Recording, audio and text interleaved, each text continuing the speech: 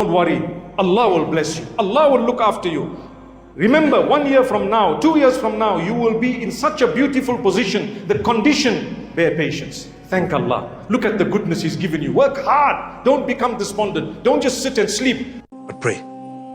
I promise you, it will change your life. Your problems will be diminished. I'm not saying they will be solved, but they'll become small. You'll actually tell yourself, I can't believe I used to consider this a problem. It's not even a problem. Subhanallah. Never let anyone tell you that you're useless, because you're not.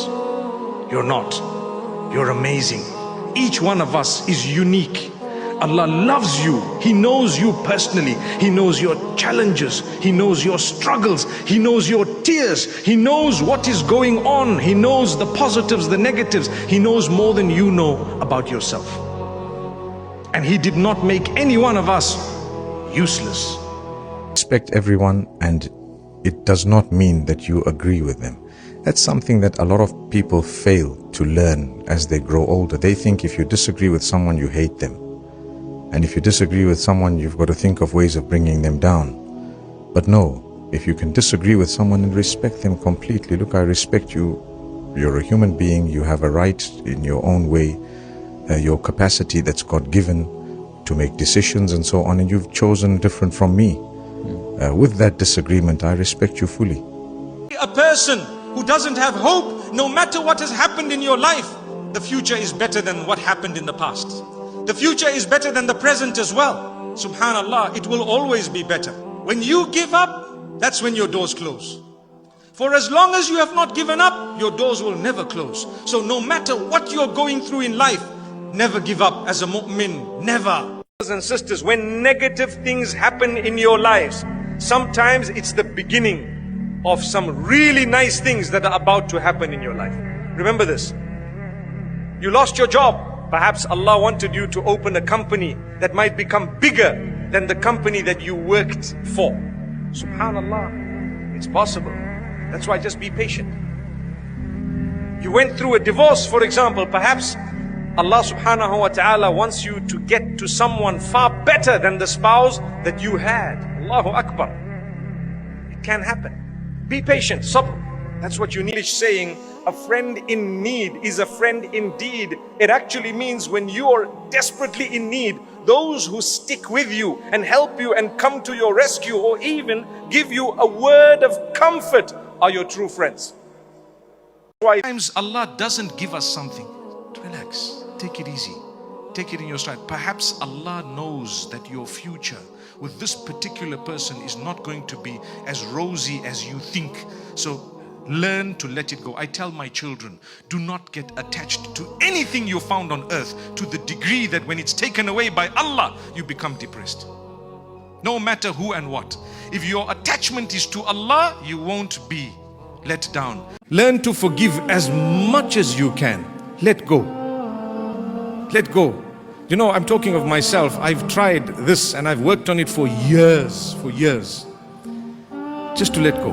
No matter what they've done, how they did it, when they did it, what the magnitude it was, the negativity against you, be it a comment, be it an action, be it something major or minor, you know what?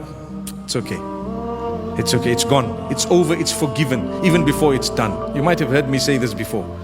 It's not easy. Why? You have to have a lot of confidence in your connection with Allah, that you know what? Allah is in charge. What are you going to do? What are you going to do? Nothing.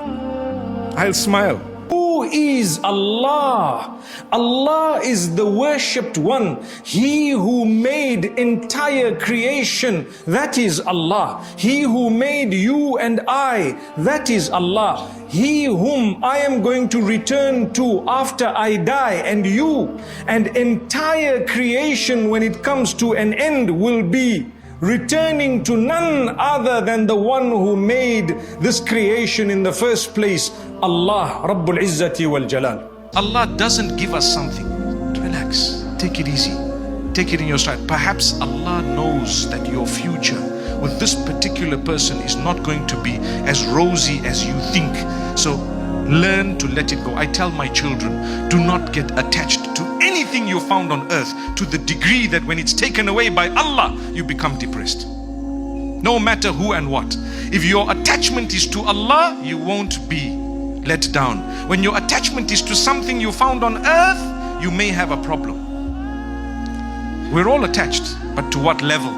To a level that if it were to be taken away from you, at least you know, inna lillahi wa inna ilayhi raji'un, and Allah will help you to continue and to grow and to go.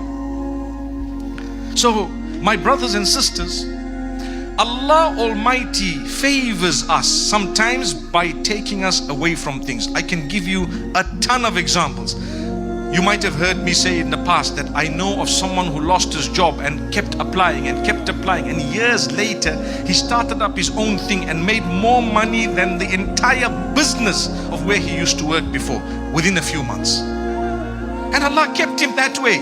Allah kept him that way for a few years, and Allah knew that I'm going to open your doors in such a way that you will never ever regret having waited. I never give up on dua. Nothing is impossible for Allah. When Allah promises you something, there's no doubt. Yes, it's His timing, not yours.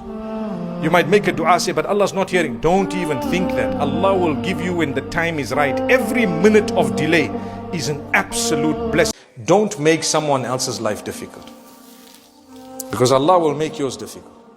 Create ease for other people. Help them. Talk to them with respect. See what happens to you. Your family members, speak properly to them. Watch your tongue. The way you talk, sometimes what you are saying is right, but the way you are saying it is so horrible. It hurts people. It offends them. They don't want to be in your company. Do you think the angels want to be in your company? Wallahi, they don't. Because the hadith says the angels are affected in the same way that a normal person from among the good Muslims would be affected. They'll go away. When you swear, the angels run away from you. Which angels? The angels that are supposed to be hafadha, those to protect you, the angels of mercy and rahmah. They are gone. Protection. So calm down. You must have your tongue moist with the dhikr of Allah subhanahu wa ta'ala a lot. Don't say bad words. You don't need. Don't lie. Don't cheat and steal and deceive. Because in that way your heart will be totally destroyed one day and you won't know whether you're coming or you're going. Allah does not burden a soul with more than it can shoulder. Allah gives you a capacity. I have a capacity. Some people, they have a pinprick on the baby finger, and for them it's the end of their lives. And others, they've lost limbs and they are still happily moving forward. A believer will always happily continue to look ahead and look forward no matter what.